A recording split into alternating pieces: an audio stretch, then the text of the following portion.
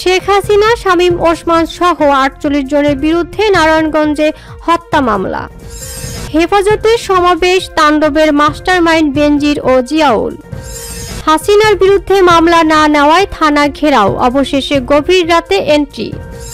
৬ দফার কর্মবিরতিতে বন্ধ metro rail. আসসালামু আলাইকুম দর্শক, আমাদের হাতে থাকা সর্বশেষ সংবাদে আপনাদের স্বাগত। এতক্ষণ শুনছিলেন সংবাদ শিরোনাম, এবারে থাকছে বিস্তারিত। শেখ হাসিনা, শামীম ওসমান সহ ৪৮ জনের বিরুদ্ধে নারায়ণগঞ্জে হত্যা মামলা।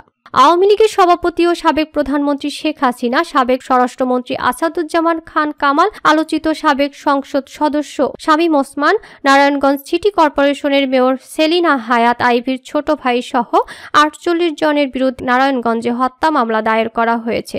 শনিবার রাতে নারায়ণগঞ্জ মডেল থানায় মামলাটি দায়ের করেন নারায়ণগঞ্জের চাষারা এলাকার বাসিন্দা আবুল বাশার অনিক। আগস্ট চাষারা এলাকায় গুলিবদ্ধ হয়ে তার ছোট ভাই আবুল হাসান স্বজন নিহত হন। শনিবার দিবাগত রাতে নারায়ণগঞ্জ মডেল থানার ভারপ্রাপ্ত কর্মকর্তা ওসি আব্দুল সাত্তার এ তথ্য নিশ্চিত করেছেন। গত ৫ আগস্ট শেখ হাসিনার পদত্যাগ করার কয়েক ঘন্টা আগে নারায়ণগঞ্জ শহরের চাষারা এলাকায় আওয়ামী লীগের নেতাকর্মীদের সাথে আন্দোলনকারীদের সংঘর্ষ হয়। সে সময় বন্দর উপজেলার কুশিয়ারা গ্রামের আবুল হাসান স্বজন গুলিবিদ্ধ হন। পরদিন ভোরে ঢাকা মেডিকেল কলেজ হাসপাতালের নিবিড় পরিচর্যা কেন্দ্র চিকিৎসাধীন অবস্থায় তার মৃত্যু হয়। হেফাজতের সমাবেশ, তাণ্ডবের মাস্টারমাইন্ড বেনজির ও জিয়াউল। কাওমি মাদ্রাসা ভিত্তিক সংগঠন হেফাজতে ইসলামের ২০১৩ সালের ৫ই মের মহাসমাবেশে যৌথ বাহিনীর রাতের অভিযান অপারেশন সিকিউর শাপলা আবারও আলোচনায় উঠে এসেছে। শেখ হাসিনা সরকার পতনের পর মুখ খুলতে শুরু করেছেন হেফাজত নেতারা। তারা বলছেন, ঢাকার শাপলা চত্বরে হেফাজতে ইসলামের অবস্থান কর্মসূচি পালনের সময় রাতের অন্ধকারে কার্যত গণহত্যা চালানো হয়েছিল। ওই ঘটনার প্রধান দুই কুশীলব ছিলেন পুলিশের সাবেক মহাপরিদর্শক আইজিপি বেনজির আহমেদ এবং ন্যাশনাল টেলিকমিউনিকেশন মনিটরিং সেন্টারের সাবেক মহাপরিচালক মেজর জেনারেল জিয়াউল আহসান। এ বিষয়ে সংগঠনের পাশাপাশি নিহতদের পরিবারের পক্ষ থেকেও একাধিক মামলার প্রস্তুতি নেওয়া হচ্ছে বলে জানা গেছে। বেনজিরের বিরুদ্ধে দুর্নীতির খবর প্রকাশের পর দেশ জুড়ে তোলপাড় সৃষ্টি হয়। দুর্নীতি দমন কমিশন অভিযানের মধ্যেই তিনি দেশ ছেড়ে পালিয়ে যান। অন্যদিকে সরকার পতনের পর বিভিন্ন অভিযোগে গ্রেপ্তার হন জিয়া। তিনি বর্তমানে রিমান্ডে আছেন। সংশ্লিষ্ট ব্যক্তিরা বলছেন, সেই রাতে শাপলা চত্বরে যে বিভীষিকাময় পরিস্থিতি সৃষ্টি হয়েছিল তাতে যৌথভাবে কুশীলব ছিলেন বেনজির ও জিয়া।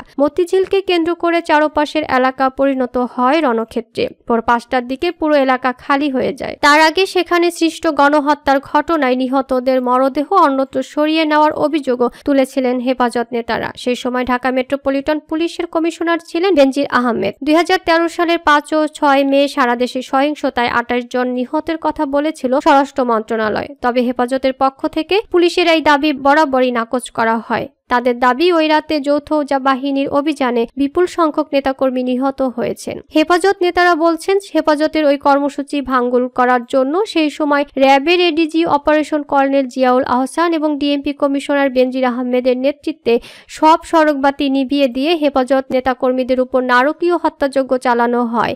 এই ঘটনায় আহতদের মধ্যে ১০,০০০ নেতাকর্মী পঙ্গুত্ব বরণ করেছেন। এ বিষয়ে জানতে চাইলে হেফাজতে ইসলামী বিলুপ্ত কেন্দ্রীয় কমিটির যুগ্ম মহাসচিব এবং ঢাকা মহানগরীয় সাধারণ সম্পাদক মাওলানা মামুনুল হক বলেন, ২০১৩ সালের ৫ই মে রাজধানীর মতিঝিল শাপলা চত্বরে অবস্থান কর্মসূচিতে আমরা নির্মমভাবে পরিস্থিতির শিকার হয়েছিলাম। দেশে বিদেশে সবাই সে সময় তা দেখেছে। এ ঘটনার নিন্দা জানানোর কোনো ভাষা নেই। এই মর্মম গণহত্যার জন্য আমরা ১৩ বছর যাবৎ বিচার চেয়ে আসছি, কিন্তু বিচার করবে তো দূরের কথা, বরং তৎকালীন সরকার বিভিন্ন মামলা দিয়ে হেফাজতের নেতাকর্মীদের চেপে ধরেছিল। এই নির্মম হত্যাকাণ্ডে আমরা মামলা করার প্রস্তুতি নিচ্ছি। শহীদদের পরিবারের পক্ষ থেকেও ব্যক্তি উদ্যোগে মামলা করা হবে। বেনজির ও জিয়ার নেতৃত্বে এই হত্যাকাণ্ড পরিচালিত হয়েছে মন্তব্য করে মাওলানা মামুনুল হক বলেন, তারা এই ঘটনার অন্যতম খলনায়ক। তারা অপরাধী, তারা হত্যাকারী। তাই সেই হিসাবে তাদের বিচার অবশ্যই চাই। মানবতা বিরোধী ট্রাইব্যুনালে মামলা করা যায় কিনা এসব আইনগত বিষয়ে আলাপ আলোচনা করে আইনজীবীর পরামর্শ নিয়ে প্রস্তুতি চলছে।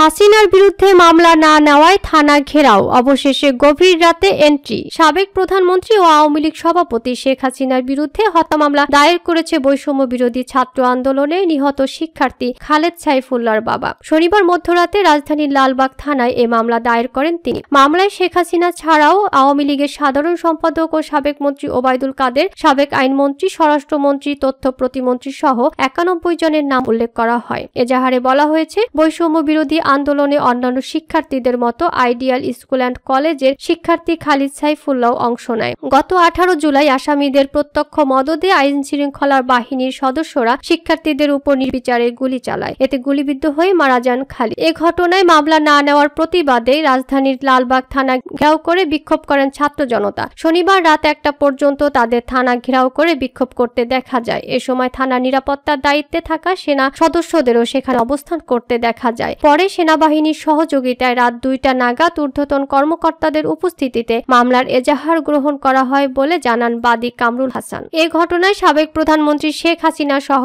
91 জনকে আসামি করে লালবাগ থানায় মামলা করতে চাইছিলেন খালিদের বাবা। 2 দিন ধরে মামলা নিতে পুলিশ গড়িমসি করছিল। নিহত খালিদ সাইফুল্লাহর বাবা শনিবার রাতে লালবাগ থানায় মামলা করতে যান। মামলা নিতে পুলিশের গড়িমসির বিষয়টি জানাজানি হলে বৈষম্য বিরোধী ছাত্র আন্দোলনের সমন্বয়ক এবি জোবায়েরের নেতৃত্বে শিক্ষার্থীরা থানায় অবস্থান করেন। অবশ্য শিক্ষার্থীদের অবস্থানের সময় থানায় ছিলেন না ভারপ্রাপ্ত কর্মকর্তা ওসি। তার মুঠোফোন নম্বরে একাধিকবার কল দেওয়া হলেও তিনি সাড়া দেননি। 6 দফার কর্মবিরতিতে বন্ধ মেট্রো রেল।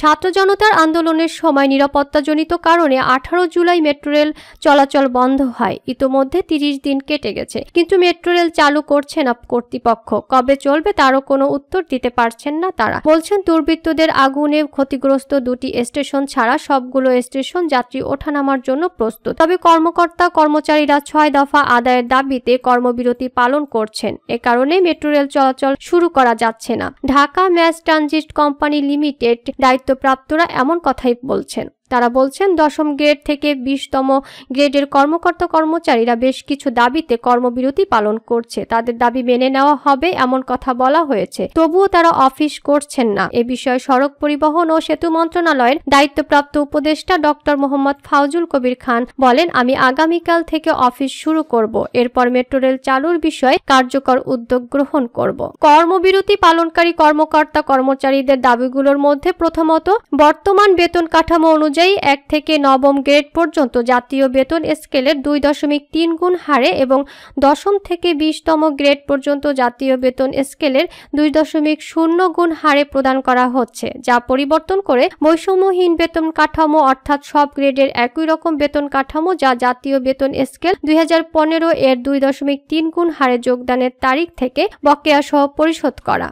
দ্বিতীয়ত, চাকরিতে যোগদানের তারিখ থেকে বকেয়া সহ সিপিএফ সুবিধা প্রদান করতে হবে। তৃতীয়ত, অন্য সব সরকারি মালিকানাধীন কোম্পানি ও অন্যান্য দেশের মেট্রোর সঙ্গে সমন্বয় করে পদোন্নতির ব্যবস্থা চালু সহ সব ধরনের ভাতা সংবলিত সার্ভিস রুল প্রদান করতে হবে। চতুর্থত, শিক্ষানিবেশকাল শেষে যোগদানের তারিখ থেকে স্থায়ীকরণ। পঞ্চমত, স্টেশন ও ডিপো সহ সব স্থানের পর্যাপ্ত নিরাপত্তা সহ পরিবহন ব্যবস্থা নিশ্চিত করা। ষষ্ঠত, সর্বোপরি কর্মক্ষেত্রে স্বৈরাচারী মনোভাব ও বৈষম্যমূলক আচরণ এবং ব্যক্তিগত আক্রোশের বহিঃপ্রকাশ বন্ধ। প্রসঙ্গত, 6 দফা বাস্তবায়নে গত 6 আগস্ট থেকে কর্মস্থলে উপস্থিত থেকে কর্মবিরতি পালন করে আসছেন মেট্রো রেলের কর্মকর্তা কর্মচারীরা, কিন্তু কর্তৃপক্ষের কোনো ধরনের সাড়া না পাওয়ায় তারা কর্মবিরতি অব্যাহত রেখেছেন।